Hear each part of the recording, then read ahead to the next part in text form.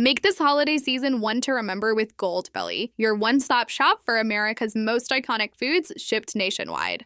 From the original turducken to the viral pie Kagan with decadent layers of Kagan pie, Goldbelly has everything to wow your guests with the click of a button.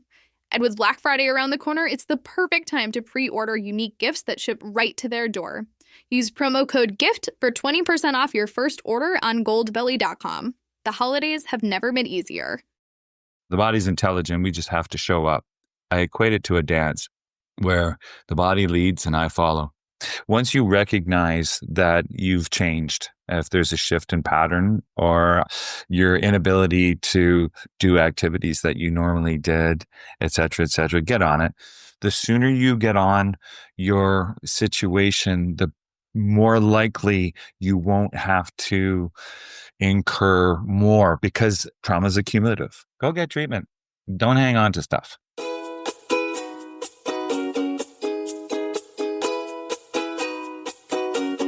Hey, beautiful soul, and welcome to Dear Body, I'm Listening, the podcast for women navigating chronic symptoms, invisible illness, and that daily dance between hope and exhaustion. If you've ever been told it's all in your head, well, this podcast is for you because your body is not lying and neither are you. Hi, I'm Donna Piper, movement therapist, Pilates instructor, and chronic illness navigator. After years of being dismissed, misdiagnosed, and doing everything quote unquote right, but still getting sicker, I created this space to tell our truth. Here we talk about swelling, brain fog, nervous system crashes, and the kind of symptoms that don't always show up on lab results. We're going to explore lymph, breath, movement, self-trust, latest research, books, relationships, basically everything. All from a place of compassion and honesty. This isn't about fixing your body. It's about finally being heard and getting some answers.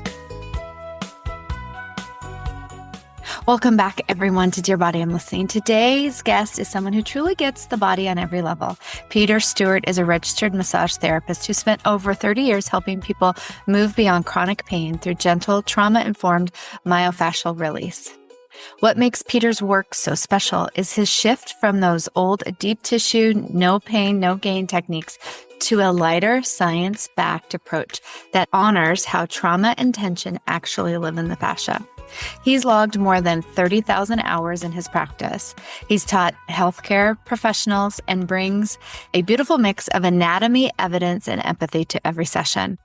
If you ever felt like your body was holding on to pain or emotion that no one else could see, this conversation is going to feel like an exhale. So these are all the topics that I love: trauma, pain, new techniques, no pain, no gain. And so what I really would like to start with is just what got you into doing body work in the first place and what has kept your passion alive in this area? Yeah. So I started off I guess I've had a lot of my own injuries and illnesses since I was a child.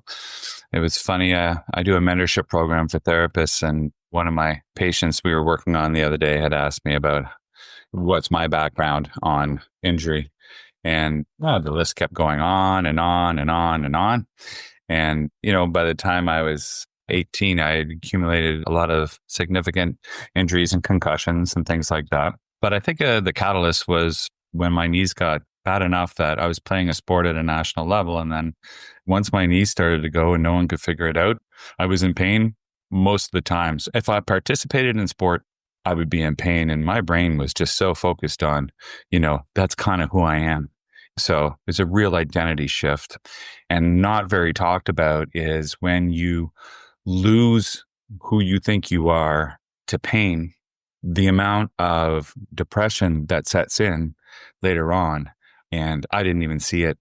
I just tried to shift. I was starting a new family, recently married, and thinking, yeah, this is all just life. It's all good. And then it just hit me one day like a ton of bricks, how depressed I was. So what I ended up doing is when I was in Calgary at this point, I had my own clinic, but I started working for a chronic pain research and treatment facility called Myosymmetries under the guise of Dr. Stuart Donaldson, brilliant man, a great mentor to me. And his approach to the body was whole.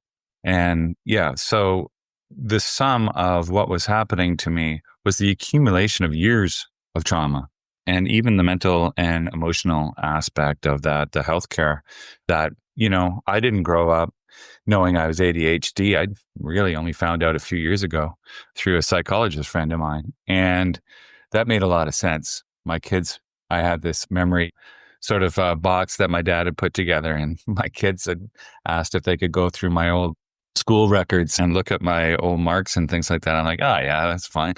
Just the comment from the time I was in kindergarten to right up until I ended high school was Peter has trouble focusing. Peter doesn't pay attention. Peter needs to try harder. But Peter, when he comes to think about it, had a lot of anxiety and depression around the way his brain worked. Because if I got assigned a novel in English class, like in grade 10, and it didn't really click with me, I'd have to read each page 3 times.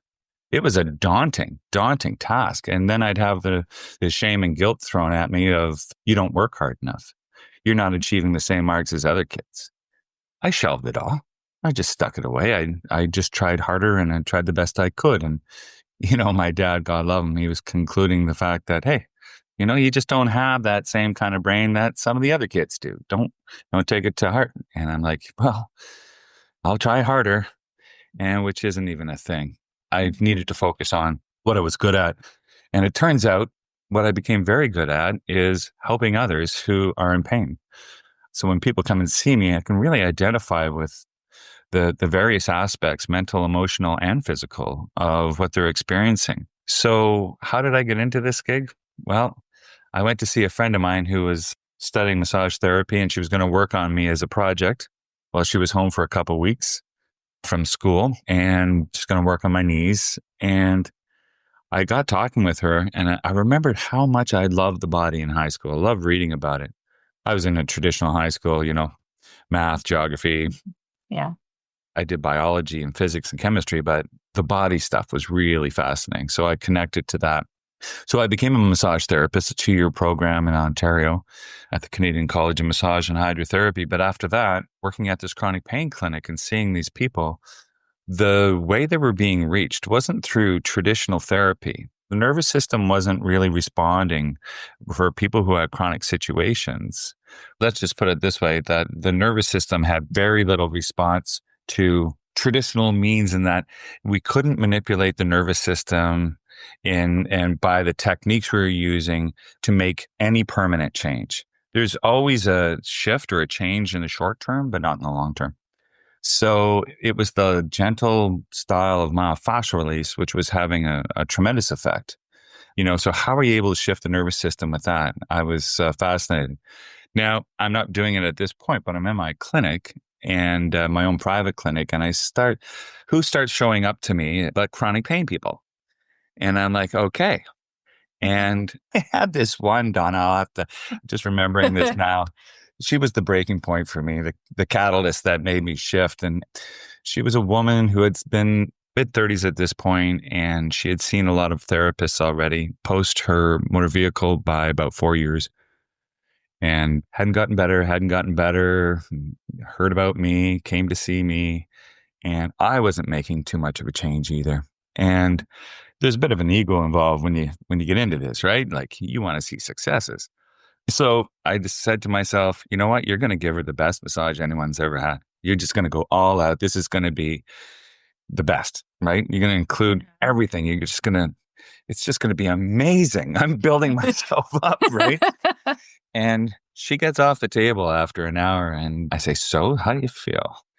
Immediately fishing. She gets up and she's like, oh, actually, I feel really good. Wow, I can move better. I haven't felt this good in a long time. This is great. And then she leaves, and I'm like, yes, finally, breakthrough.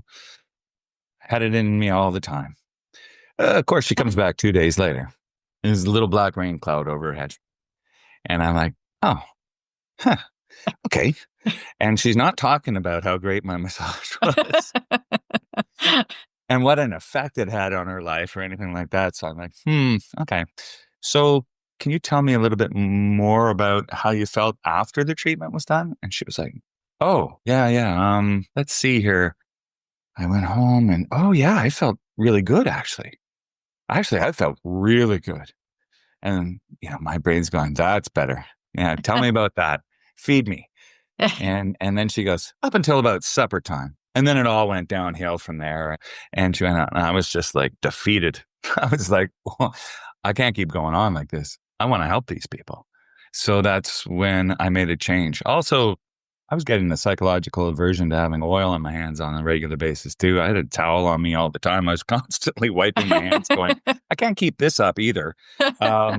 So I went down to the United States, and I did a lot of courses in gentle style myofascial release, the same style that was being used up at our clinic and the chronic pain clinic, and immediate shift. And it was about, combining the philosophy of the gentle style of myofascial release with the philosophy of Dr. Stu Donaldson, treating the body as a whole person, and then seeing well beyond what is in front of you makes a significant change in people's lives. So that's basically how I got into a long roundabout story. But no, that's beautiful. Because yeah, I am that patient that tries everything and okay, everyone else gets immediate results and they feel great and it lasts. And I'm your client that came in would be like, oh, I felt great right after and it didn't stick. So I totally relate to that. And also that you didn't take that as a one-off, this lady is just, she's not my client, she's not for me, but I really want to understand how in someone with chronic pain or having this, that they respond much differently, and searching that out, because that's a huge provider, whether you're a massage therapist, doctor, which a lot of my audience and a lot of what I do is, I'm 54, so I did not diagnosed with any of my things that I've had since was genetic. Some of them are genetic: hypermobility, EDS, lipedema, MCAS, POTS, and lipedema. So I have a lot of those things that my fascia has been freaking out about. And I was trained as a psychotherapist that focused basically just all on trauma, and that PTSD was my thing. So there was I thought I was doing all of these techniques and all of these things to process my trauma, and really my fascia got all jacked up because my body is learning to survive, but creating new pathways. So I think it's really fascinating that you spoke about your history with how you felt your brain was different.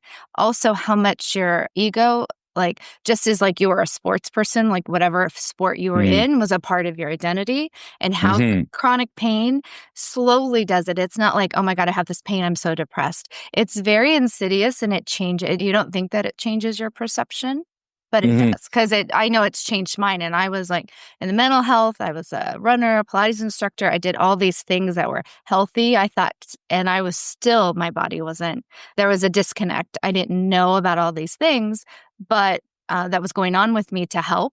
But there is this kind of gray area that you really illuminate, that is, you work with the fascia, but it also brings out the whole person in that. And all of these things is about the whole person. It's not just I have pain here, how can you do it? Treat me. That pain there, depending on how long it's been, might affect your career or what you do. And there's emotions that go along with that. So it's a very beautiful work that you've done, and I'm fascinated even to hear more. So can you describe what myofascial release is, how it's a little bit different or maybe different than getting a massage, and then the process of how you assess someone that comes into your office, and is there different protocols depending on say I come in with a whole lot of stuff, I would be one of those clients oh gosh, she has a lot of stuff going on, and it may take a minute to get her to respond positively to anything.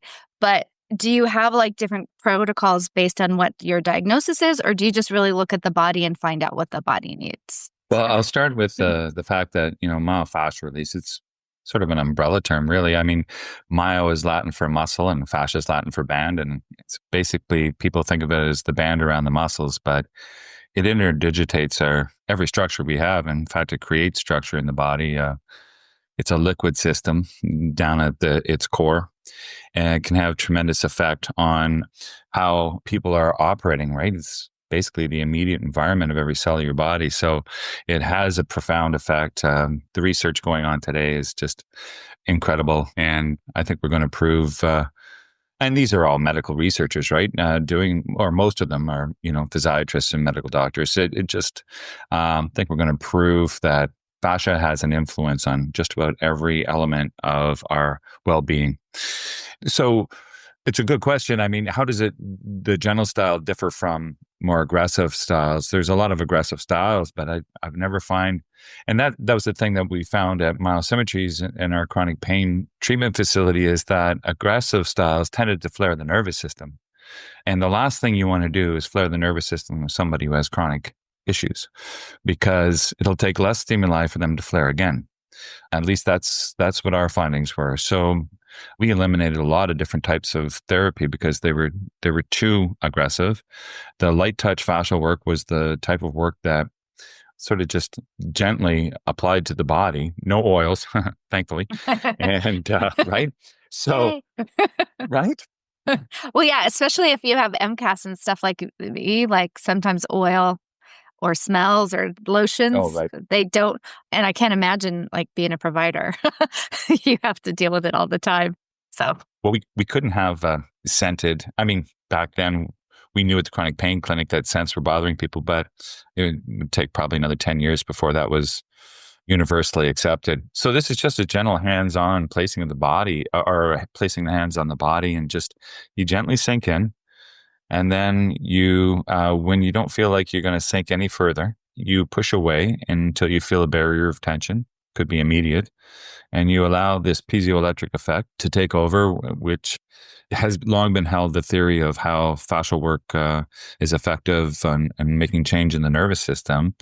And beautifully described and proven by two Nobel Prize winners for science on finding new receptor sites on nerve cells, the piezo 1 and piezo 2, and the TRVP. Well, I'm not going to get into all that, but needless to say, it supports the idea that a low-level pressure will create a change in the nervous system over time.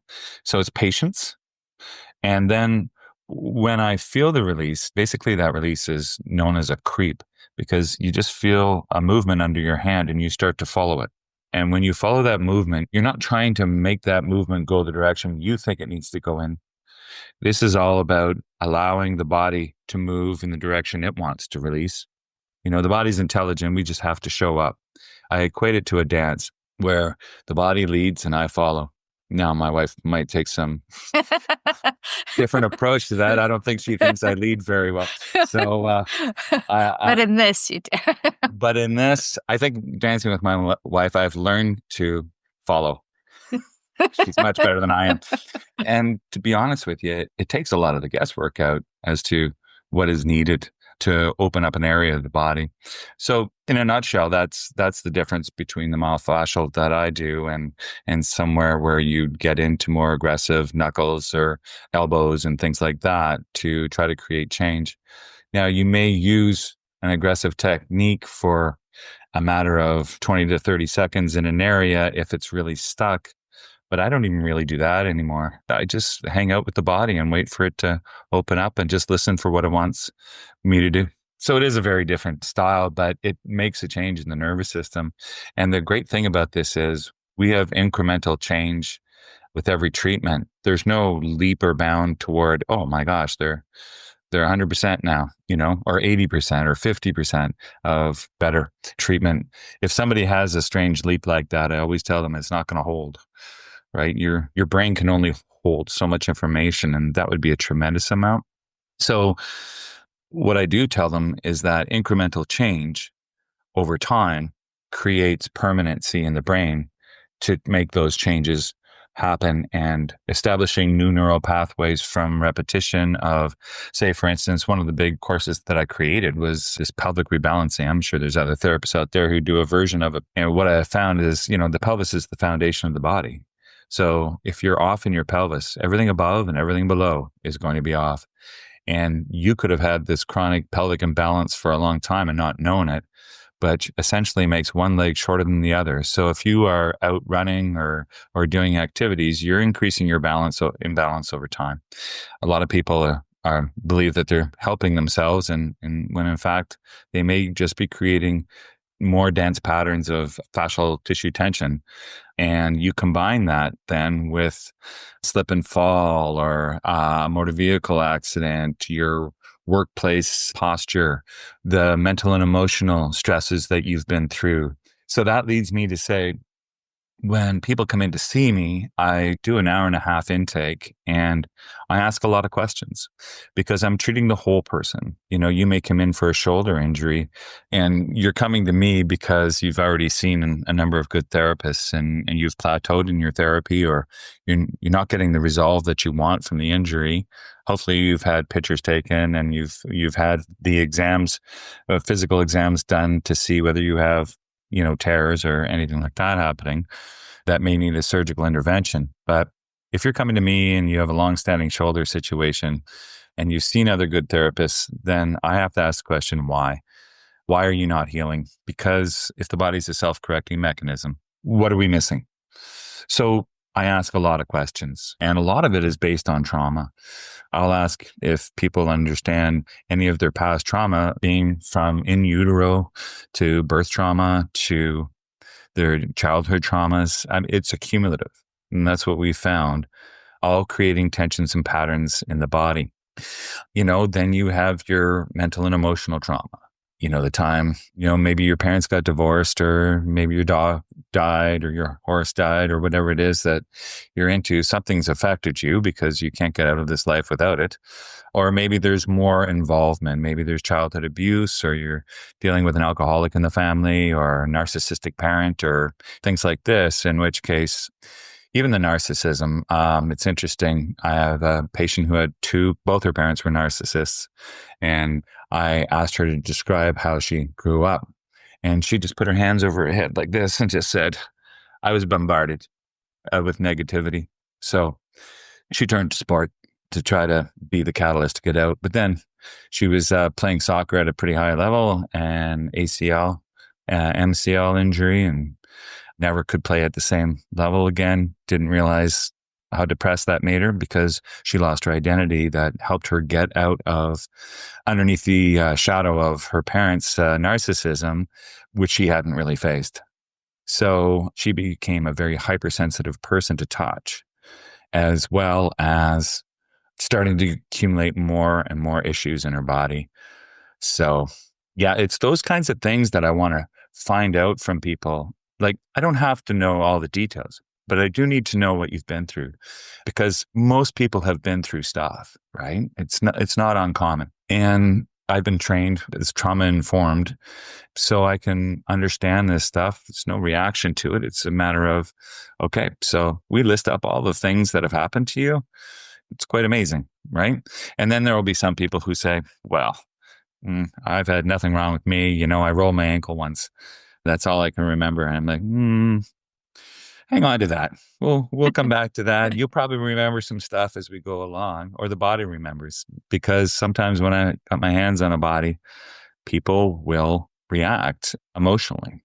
So the emotional trauma is sometimes just right underneath. Sometimes you just start to see people's throats go red when you're working on an area. There's so much held here about what wasn't said, or to shut you down when you wanted to scream, it wasn't safe, things like that. And so when that comes up, it's a great intervention for me to be able to then refer to colleagues of mine who can help them through those situations if they haven't done talk therapy or EMDR or whatever. There's a lot of really good therapies out there, psychotherapy. I love psychotherapy because it's really cutting to the chase, right? I love that style, right? And in the interview, it also gives me the opportunity to refer out when I hear their stories. Are they nutritionally well? Do they need help there? Psychologically well? Are they coping with the stressors of their daily job? Like 9 to 5 days a week, you hate going to work. That is probably one of the biggest catalysts to keep you from healing. And it's about taking a team approach to help people reclaim the parts of them that are stuck, and how they feel that it's okay to put themselves into situations where they're compromised on a regular basis.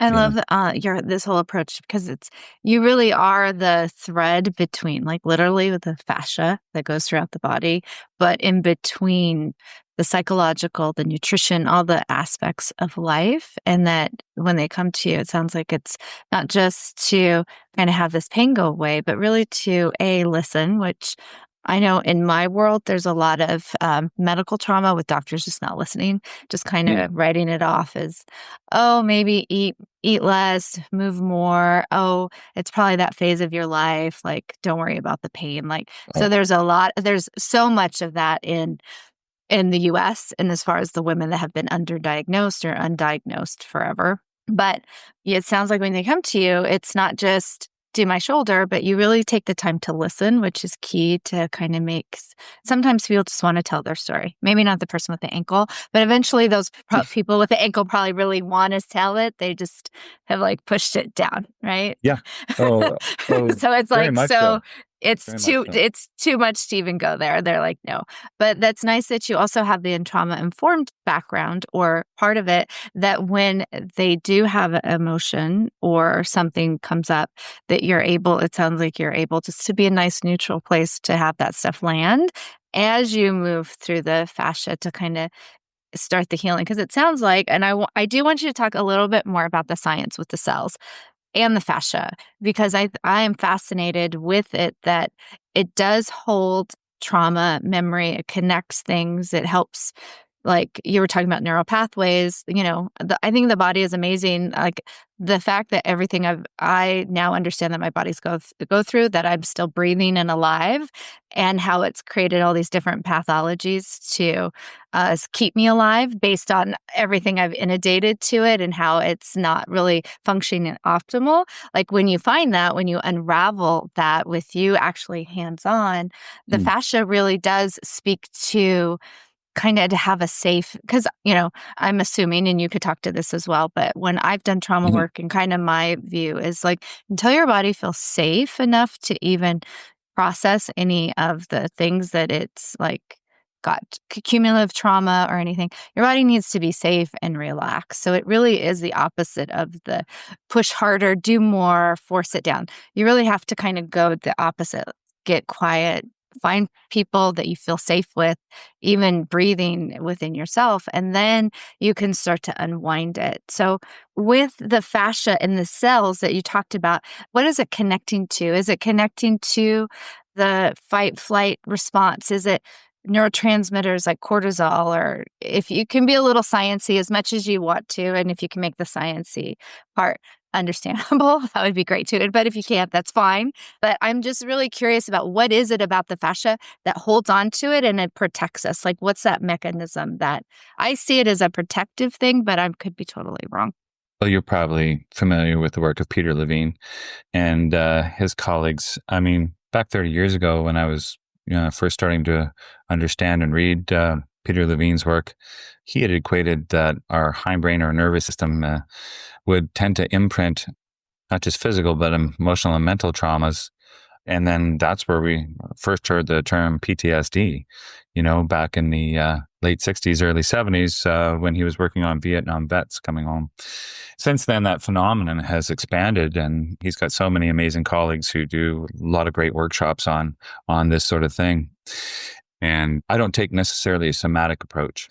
I stick mainly with the fascia and allow the body to release at a time when it's ready to release what it wants to release. And I never know what area is going to come up with something. And I don't expect it in everybody. And not everybody emotionally releases. And one of the things that we had, like if I was physically injured by, somebody unfortunately took a fist or a bat and hit me in the shoulder, I would have physical damage there. Right. And we would understand why that is traumatic there. But how the nervous system lays down the trauma in other areas of the body that are mental and emotional, I can't really speak to that because it's kind of a mystery still. Now, there are schools of thought that say that the body doesn't hold this, but it's you touch an area and it tweaks something in the brain to remember. To me, it doesn't really matter.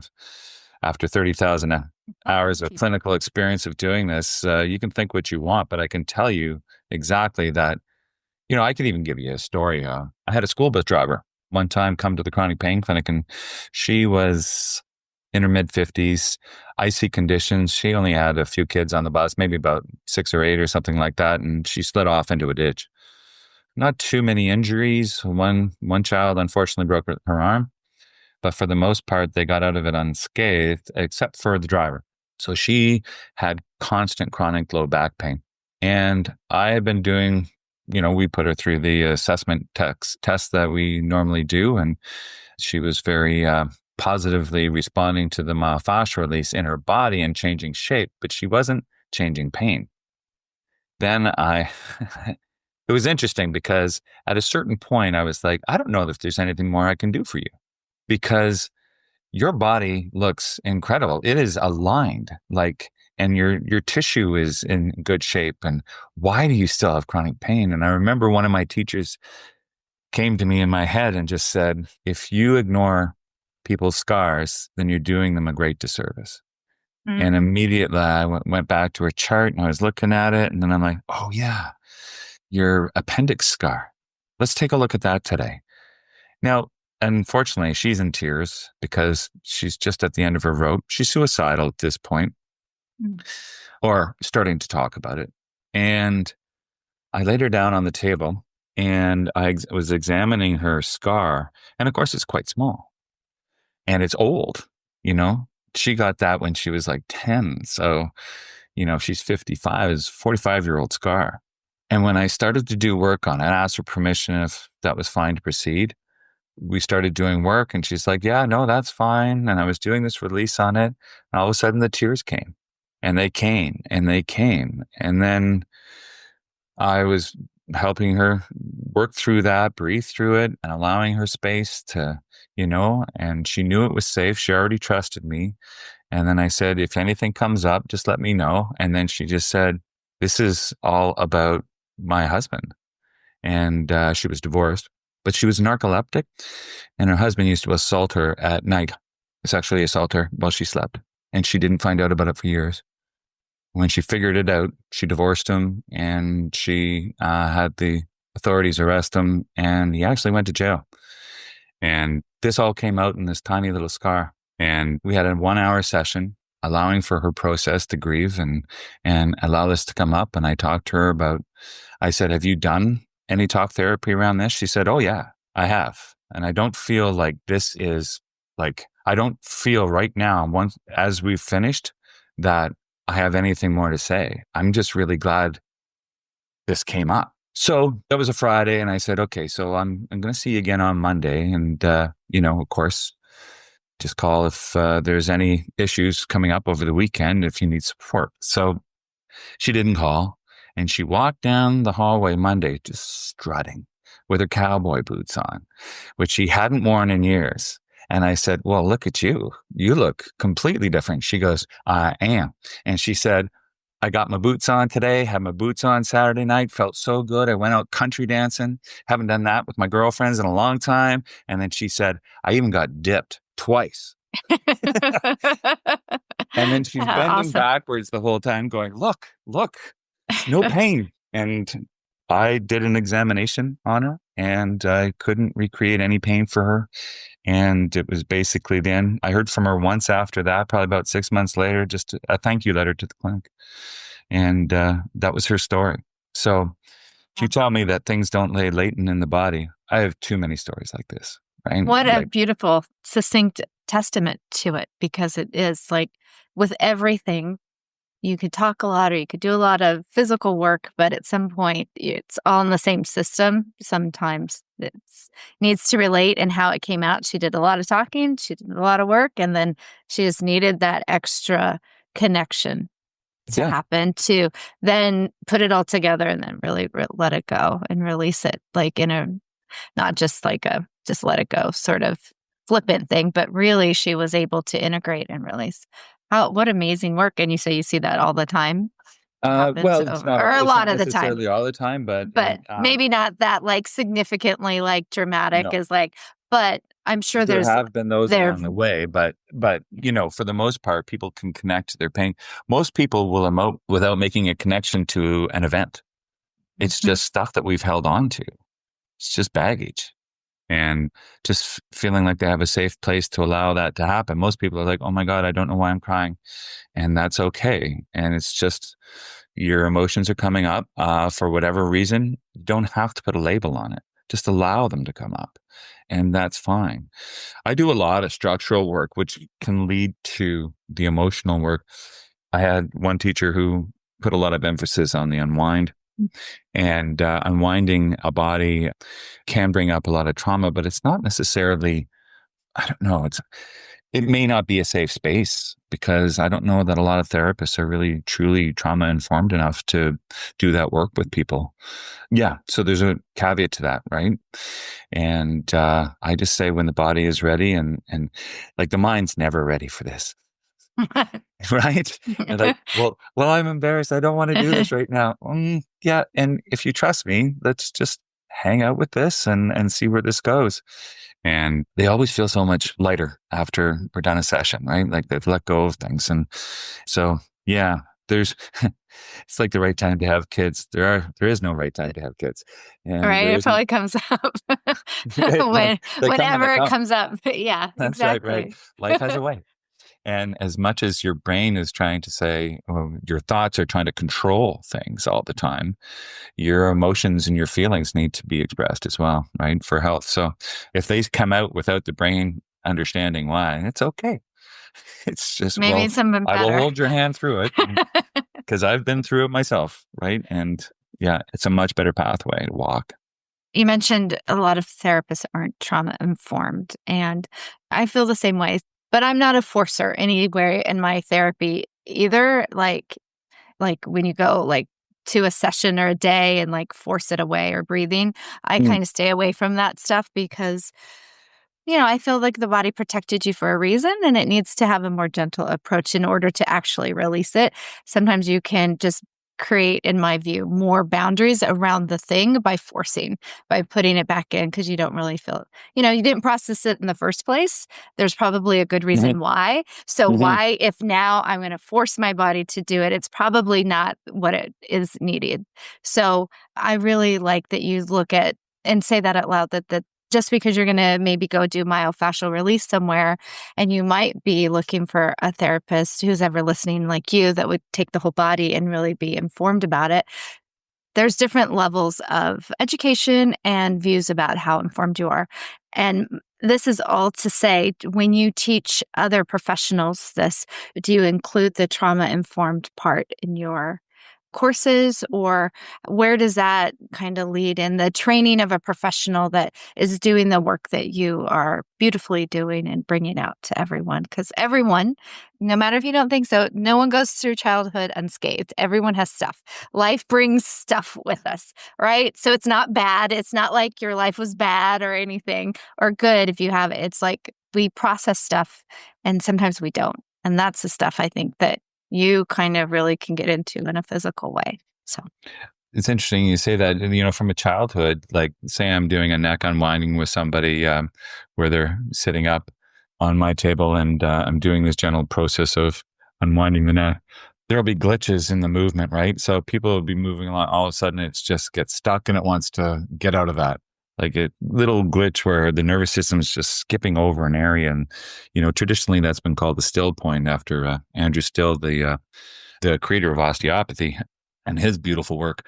So that still point, you want to bring somebody back to it, but it's a glitch, and people will be like, well, why do I have so many glitches in my neck? I must be broken or something. And I'm like, no, man, you pick this up all the time.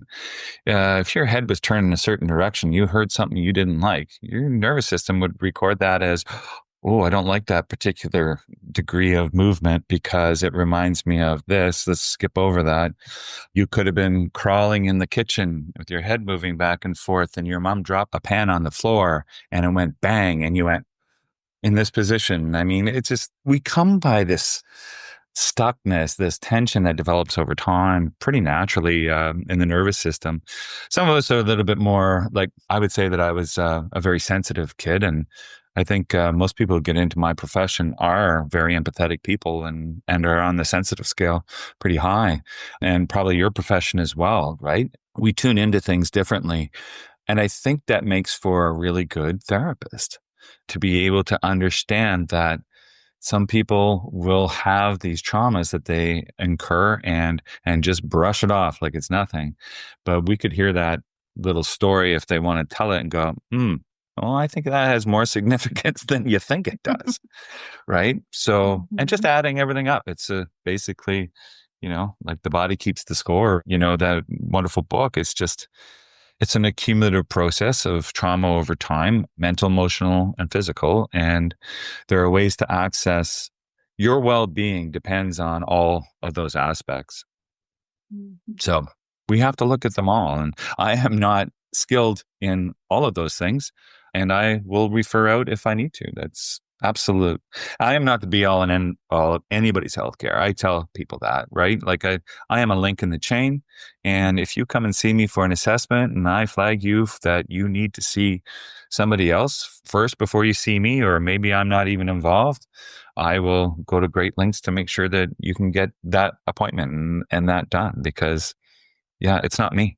And that's a beautiful awareness as you as a practitioner too. Like, what you do and you know how to help people in different ways. You have resources, because that's also just as helpful as to go to someone and get resource. At least when they talk to you, they get a resource something. It's not just like, I can't help you, or it's really a resource. Because I know a lot of people, and I don't know if we talked about it before or whatever, but medical trauma is a real thing down here with all of especially with lipedema, I have all these invisible illnesses. Like, I've been in chronic pain since I was 7. I had migraines. I have hypermobility EDS, which is, a whole topic in and of itself, whether it exists or not, or how.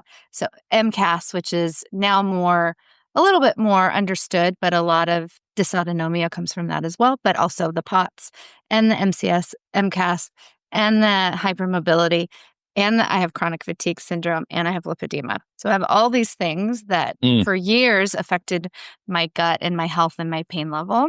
So it took me quite a few doctors, literally 10 functional doctors that missed it.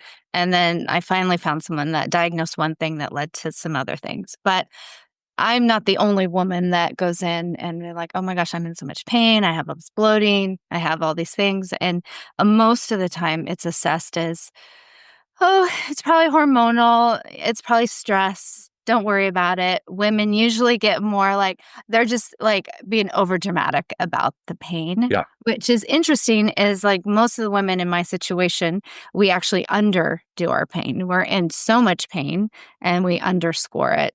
Because 10 is supposed to go to the hospital, but I've gone to the hospital before and they can't really do anything. So really you function at a 7 to 10 and then really higher. And because people can't see pain, like I don't look like I'm in pain, but I am.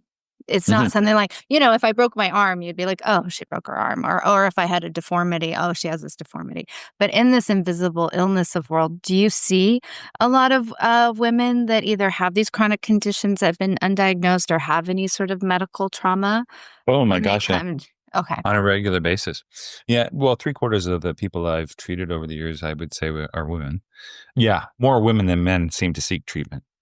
And well, I was telling you, I think earlier, my friend Erica and I who's the pelvic health specialist, we've had this discussion more than once, and we just shake our heads, because I've had women come to me and I'm talking with them about their situations, and I'll say, what has your doctor told you about your incontinence? Or what has your doctor told you about any of the pelvic floor dysfunction, painful sex, all of that stuff? And is your doctor concerned about your relationship right now with your husband, who is not understanding anything because you don't get any information from your doctor to talk about what's happening to you? And she goes, well, no, she usually just said, you had a baby. What do you expect? And it's like, and when Erica and I get into this discussion, I mean, it's more of a rant, to be honest with you, just getting stuff out, because as medical, or I should say as healthcare professions, we need to talk about it, because we see so many things that are just glossed over, and women's health directly. women's health directly. I can attest to the fact that it's a man's world in a lot of ways. And it certainly still is in the healthcare field, where a lot of the women that I've had and sent back to their doctors, and I've even talked to doctors on the phone, and said, if we can have a conversation, that'd be great, because I need to talk.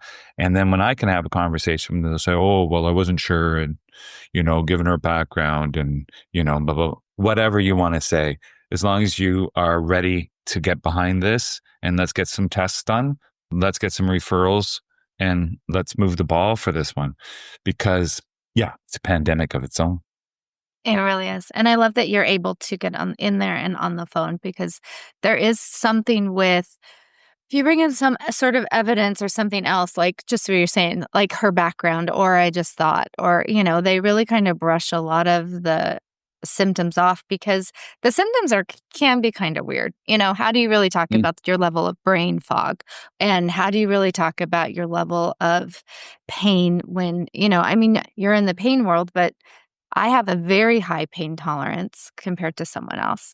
And still that is subjective. Or if, I wake up with like aching legs or back, there's things that they're like, oh, well, that could be kind of anything. There's these weird sort of, oh, you're tired. Well, no, fatigue, like I can't function. But they don't really understand, and even a lot of people, they don't understand unless you kind of go through it, or maybe you've been through it, or you see a lot of people with it. It's hard to really kind of understand, fatigue, it's not like, oh, I could take a nap and I'd feel better. It's like, I really can't function, and how to help with that. So I'm just really grateful that you're an advocate and able to get on the phone with providers to help your patients, or whoever needs to be in their system, to give them the test or what they need. And also make it validating, because it does suck when you're out there and you see all these people, and then they're like, oh, nothing's wrong with you. And you're like, well, I don't feel normal, but maybe it is me. Maybe I am making this up. Maybe I am having some sort of body dysmorphia, or maybe. So there's I think a lot of that shouldn't use the newfangled term gaslighting in that, because once you go and they say, no, well, your blood work looks great. You're really just, what you're saying and what I'm seeing don't correlate. So you must be making it up because the tests say that you are. So that is I'm just really expressing my gratitude. And I think any of my listeners out there also, that you actually recognize that it is something that there are interventions. And once you understand them, there's a lot of different things you can do in your life. Get this myofascial release. If you have hypermobility, you change your range of motion, you do different electrolytes. If you have POT, there's things out there that can support you so you're not in so many flares. So that's just my gratitude to you. Oh, well, thank you. I'm just trying to spread information and send people to as many informed people in their areas of expertise as I can. With chronic fatigue, we used to treat that a lot at the chronic pain clinic. But after doing brain map, can try to figure out where and why it's happening inside the brain, and do the neural feedback to reset the brain. So that eases off the chronic fatigue, which helps tremendously for you to be able to heal in other areas, because your nervous system is willing to accept, your brain's willing to accept new information, where a lot of times the brain gets stuck, especially we see this with concussion or any of the traumatic, mild traumatic brain injuries, where, the brain's just shutting off. It's like traditional therapies. If I did, traditional massage or whatnot, I'll speak to massage specifically, but if somebody's very chronic and you're doing that good work on them, what to do to ease the tension, well, that will ease the tension in the muscles for a short period of time. I mean, reflexly, it goes to the spinal cord, and then the message gets sent back to relax. But when it goes to the upper motor to say, hey, let's store this, it's going, nope, I'm full. I've got so much chronic pain signal. I am not even remotely interested in accepting anything else you're sending from below the neck, right? So forget it. So in cases like that, the myofascial release can help, but it's being able to tweak the brain, that neural feedback. That there's a lot of wonderful practitioners, from what I understand, in the United States, and there's a few in Canada, but the guru of all this was really Dr. Mary Lee Esty, and now she's moved to Denver, but she was in Washington. The work she's done is incredible. But there is help, like you just got to dig for it. And I think doctors are overwhelmed on a regular basis. Our healthcare system is taxed all the time. And I think you get into I just want to get through my day kind of thing, And if Yeah. there's not that much research, for us, it's IC9 or ICD-10 codes or whatever. So if there's not a code for it, or if there's not like something like, oh, she checks those. Yeah, you want like maybe see a provider, your PCP, like 15 minutes. So if there's not something like they're used to kind of diagnosing, it is a little bit more challenging to kind of Absolutely. get them to turn around. I don't want to put any blame on the doctors. Every one of them is individual, and they come at it from the direction they come. And I'm grateful to work with the medical community on a lot of things. Yeah. However, some people have been just kind of, their symptoms have kind of been just shoo-shooed away. And it's kind of like, I'd rather we dig a little deeper into this and see what we can come up with if there's something better. Because some doctors are open to suggestion, which is great. And so people used to come into our chronic pain clinic, this 25, 30 years ago, but, they'd be on 15 medications. And after doing assessment, we'd say, can we get them off like maybe half these? And usually they were very receptive to that. And they'd say, yeah, let's take a look at that.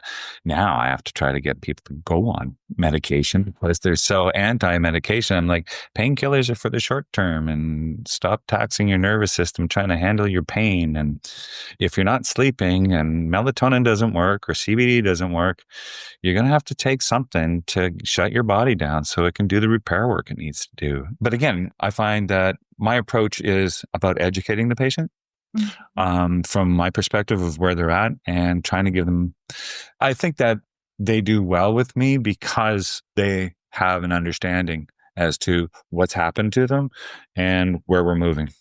And I love that it's an education as well, so they can take it to just like podcasting, getting the word out about this approach and how it is part of the whole, is that there is an option. So someone like me that has different chronic pain from different ways, or if you have chronic pain because you had failed back surgery 10 years ago, or if you just, for whatever reason, you could have other things, that this is a nice technique that really kind of helps heal your system in a different way, which sounds more gentle and helps you release things that maybe are stored there that are preventing those more healthy pathways or neurotrans, or however you want to say it, but basically helps your body function more optimally. Yeah. Oh, no, absolutely. I enjoy what I do. I mean, I'm passionate about it, and I've been an educator for a long period of time too. So I really have a lot of passion. I mean, there's only so much passion you can have for anatomy and physiology before it gets a little old, but I'm not that person. But being able to teach people how to do this, and then getting the testimonials back from therapists who have taken the courses saying, I had somebody who was stuck for so long and I applied that technique and they've never felt, in one session. And I'm like, okay. And I also want to caveat that with, and keep looking at everything that you need to, that has to have an effect globally on their body, and make sure that you keep applying the techniques, because it's going to take a while before they get more permanent change in the brain to make a shift and no longer be in that stuck position. So. Is everyone a little bit different as far as timing once you kind of get into opening up a pathway that has been stuck for a while? Completely. It could take that one time, or it could take, that's the X question amount I of get times. asked all the time. Like that, it's just really, Right? well, yeah. And I find like all of this is very individual. Like very what much. works for me and doesn't work for someone else. But there's but it's kind of how you have to piece it together of what works, and have expectations of, like you said, that incremental change. So incremental for me might be 6 weeks. It might be a year. And someone else, it might be like 2 sessions. We all are at different sort of levels, and going into approaching our healthcare and resources and tools to help us. Our expectations need to be I think we all have been marketed to there's a magic pill, this new thing. I don't know if it's the same, but in the United States, there's always what new superfood, what new thing. You take this one thing, you have this berry every day, and you lose 50 pounds and look 20 years younger, right? Mm-hmm. Which doesn't always work, but I think, we kind of are in this world of like, we kind of want this magic. I know certain times I felt like, oh gosh, if I can find the one thing that is making everything all messed up, I would be happy. But I've learned that it's not just one thing. It's like, so there's fat and it's layers too. So there's fascia, there's my emotions, there's my view on things, there's genetics, there's this, there's that, there's the other. So it's really just like you going into this knowing that like, okay, there's a way out and less pain, but the process is going to look so different for each of us. I think is important to kind of put expectations. And it sounds like that's what you do with your holistic approach, because if there's certain times where you need to refer out and they stop seeing you or they continue, you have that available to someone. Absolutely, 100%. That everybody is so vastly different. Here's a little thing that I remember from my time at the chronic pain clinic, but Dr. Donaldson kept the, statistics and everything. He was a true psychologist. So anyway, one of the stats that he kept was on people who had support or didn't have support. So when comparing numbers, that if you came in with very similar symptoms to somebody else and the markers were all very similar on your testing, how long it took you to move through our program to get to the point where you were like an 8 out of 10. That's what we considered kind of the success mark. That's what we would shoot for shift and change. Those with support went through the program 3 times faster than those who didn't. So that's another question that I like to ask people is, do you have support in your life? Is there somebody helping you? Do you have somebody you can rely on to talk to? And you'd be amazed at how many people don't. And I can then go back and say, okay, so I'm going to help this person. I'm going to find a gentle place for this person to fall, because I need to be able to say this road may take a little bit longer than not. And what supports are you looking for? What would you like in your life that you don't have now? Because most people are just so stuck in being in pain, they don't see the rest of their needs, that they just slogging through the day, and it's tough. So, that's just one element that can separate one person from another and how well they do in treatment. Oh, that's so true. And again, having a provider, you or like people that you teach or your clinics, have that listening aspect, because that's supportive too. Just seriously, when I got my diagnosis of lipedema, like I cried, because it was like, oh God, I thought I wanted the other one that was easier to cure, but I got this one. But at least it was so a relief when someone told me like, oh my God, all these symptoms, oh, it's X, Y, and Z, because she's been doing it for 20 years, but everyone else I didn't. So there is that like kind of thing where you're like, oh, that's support right there. Just by just not being dismissed is really supportive. I think just right there. So, and not having support on the other end. But if someone's not listening to you and you don't really know how to, and you can't even tell your spouse or your friends around you, they don't really understand when someone does. I think it's a huge shift just in like, okay, at least I know I'm not making this up. Someone hears me, and there is a path in which I can kind of lean on this person and go there and maybe see what we could do together to get this going. You bring up a great point, because there's a lot of people who are in your situation and similar situations where it's hard for the spouse to understand. I was visiting friends of mine, and my buddy has a serious back issue, 3 surgeries already. But one day I just said to his wife, and I said, how are you with all this? And she said, well, good. And I went, yeah, but seriously, well, kind of sucks because he's in pain all the time. And it's hard to, I said, it was a massive shift in his life, and it was a massive shift in your life. And you got to look at it like that. And you don't have to put on the brave face all the time. It's okay to be you and say, this does suck, because it sucks for you too. That doesn't mean that there's an abandonment thing happening there. It's just acknowledge it, right? Acknowledge what you're going through. And spouses of people who have a chronic situation need to hear that. Need to hear that it's okay. I recognize you. I see you too. This can't be easy, right? You're taking over more of the workload, with the kids, with the cooking, the cleaning, and the blah blah blah. And your spouse is probably sitting there feeling guilty about it, and you're feeling resentful about it, and you should probably talk about it.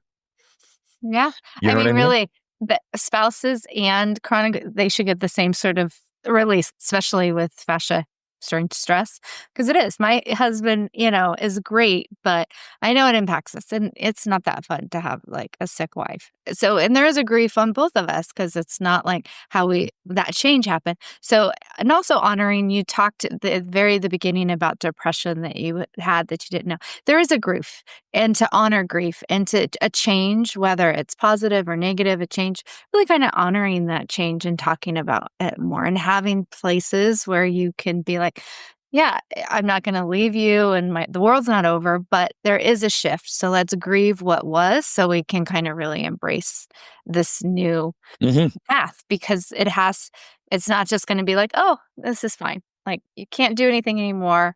Intimate relationships change. You talked about pelvic work that you're doing with Erica, and all that, especially women with chronic pain, depending on what there does impact your life on all levels.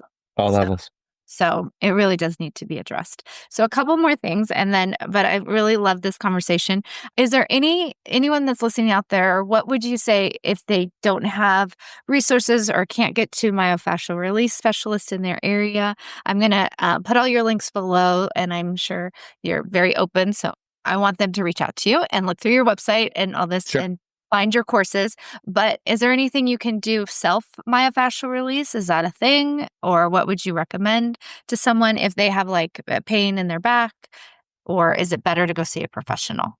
Okay, so for those who can't get out or don't have the resources at this point to be able to move physically or monetarily to get to somebody to help them, yeah, that's a good idea. I was thinking about creating a small online YouTube kind of situation where I can show people various elements of fascial stretching and how that can assist them. So now these are, my list is pretty long. I can't stop creating. I have this brain where I'm like, I'm creating new courses all the time because I'm like, oh, and this and this, and people need to know this. But yeah, absolutely. And they can contact me. Just bear with me as I'm very ADHD, so I'm not always the most. I'll get back to you. It's just hard to do it. I gave you another event. another thing to do, because that is, especially with women with lipedema that are more mobility. So lipedema is a fat disorder that you have diseased fat. It doesn't behave naturally, and it's disproportionate. Like, different parts of your body will accumulate fat and bulk. The only thing there is for it now is to remove the diseased fat through liposuction. There is conservative measures, but what it does, other than the pain, it also affects your mobility. So as you progress, some people don't, some people do. That's all a mystery. Who knows? But part of it is that a lot of times people get chair bound. So that's also stiffness in neck and things. So I'm just giving you some information if you ever want to, for your videos that you're going to make eventually on the long list of things to create, but something to help with mobility when you have a disproportionate amount of weight in your lower body, and your legs are just not just heavy because they're large, but it's dense fibrotic tissue. The fat becomes dense because the cycle is, the foreign object goes there, it's too big, the lymph can't pull it out, so fibrosis material goes, all the more sciencey part, so it goes to help out, and those are bigger molecules, and then they don't leave. And for whatever genetics happen, that it's usually a genetic condition, they think, and it's somehow estrogen is a factor. In some people it's too much, some people it's too low, but it's usually puberty, pregnancy, and menopause is where you might have more fat accumulate in these areas and grow.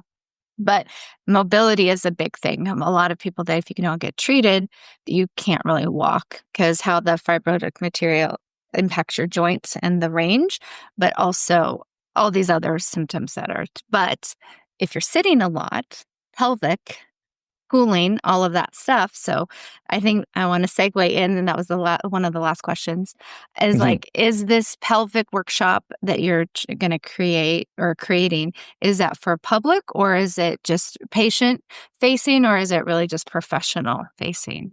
It's going to be for the public. We want women from wherever to be able to access it. And I think we'll make part of it online, but we'd love to do a weekend in Nova Scotia for those who can afford to come. Beautiful area of the world. And we will be creating some online courses for therapists. The only thing I can do is, like I said, I'm going to put online material up this winter for therapists, but it's the touch that I'd like people to come to the workshop to figure out how to be able to hear the body and what it's telling you to do and how to move it. And what you said about the liposuction too creates some scarring situation in the body too. So the myofascial will be very indicated for that. And sedentary is the enemy of the body, right? It's how fascia becomes viscous, and then you create this fascial tension or stiffening. Or so I'm trying to come up with the right frame of reference there for that. That's not coming to me right now. Happens. Yep. On a regular. But I get it. but I get that. The fascia needs to glide on itself, but with movement, it becomes quite stiff and stuck, and then without movement. So again, sedentary is the enemy of the body's ability to function properly. We need to move. We're built to move. So if you have something that is creating a situation where you're having a hard time moving, then getting somebody to passively move you even would be a great thing to do. But if you can move whatever you can, maybe there's ways we figure out how to affect, stretch, or pull in certain areas of the body that you weren't able to get before. But That's great. It's vital. Yeah. Well, I can't wait to see those videos whenever, no pressure, whenever you're ready. Just another list. I know you have a lot of, you do a lot of trainings, and they can find all of your courses, right, when you're online, like through your website. Is that correct? Yes. Yeah. Okay. And I'll leave all those links below. And then another question, do you have anything, like any advice or something that you wish you had maybe known earlier along your journey? Or do you tell clients, is there anything, like any wisdom that you would like to impart of anyone when they're going through chronic pain, like go see a myofascial therapist sooner than later, or or anything like that? That was just a joke. But is there anything in your 30 years that just like, hey, if you could tell all these patients, like years before they come into your door, what would the advice you would give them to know or to do? Get on it as soon as you can. Once you recognize that you've changed, if there's a shift in pattern or your inability to do activities that you normally did, et cetera, get on it. Most of the time I see people in their late 40s through their 50s, early 60s, and we're already behind the 8 ball. We got a lot of work to do. So the sooner you get on your situation, the more likely you won't have to incur more, because trauma is accumulative. And if you're dealing with stuff now and going, well, I can deal with it, and let me caveat that, because most of the time, like when I'm teaching therapists, I will talk about chronic pain a little bit here and there, but I'll also say, most of your patients probably have a chronic issue. Maybe they don't think of themselves as falling into the chronic pain situation, but, it's like, somebody comes in with a neck situation with me, and I'm saying, okay, well, let's do your physical assessment now. I'll do the standing posture and lying down and any orthopedic tests I need to do, etc. And they reach down to start undoing their shoes, and they grunt, right? Like, oh, I'm like, okay, well, tell me about that. What's going on there?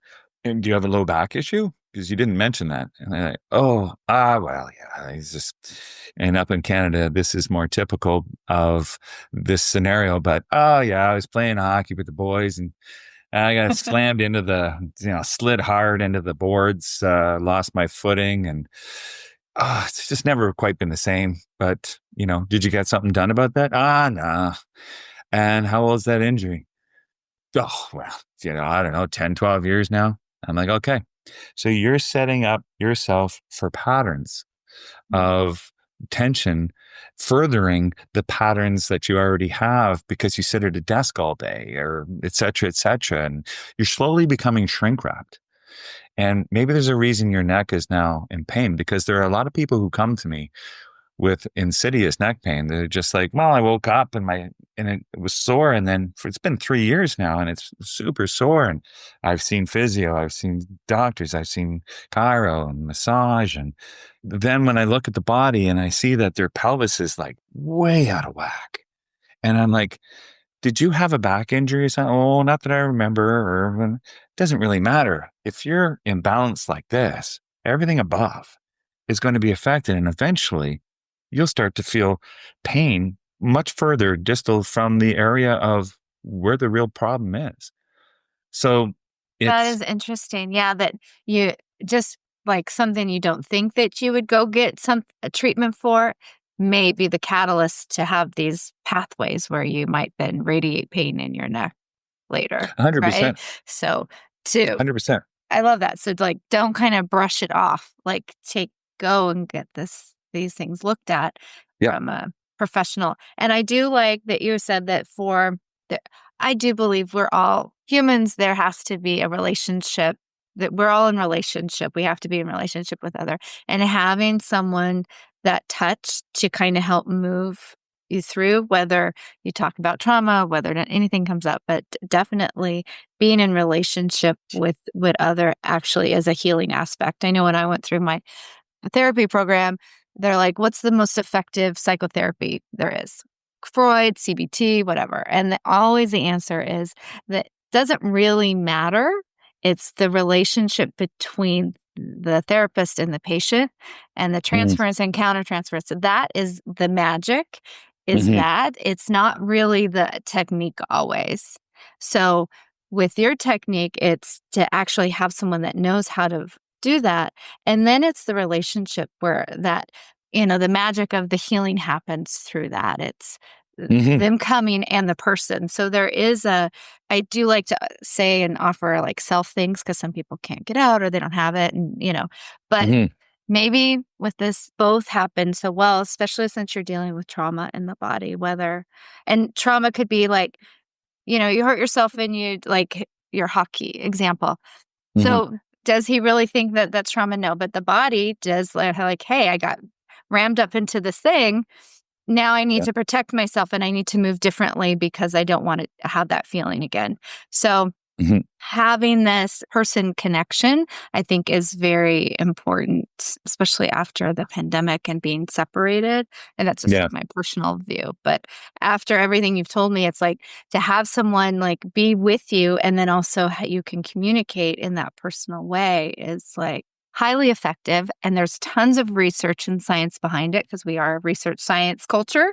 But also there's that je ne sais quoi of like, why going to Peter, like, it really helps me more than maybe, Sam.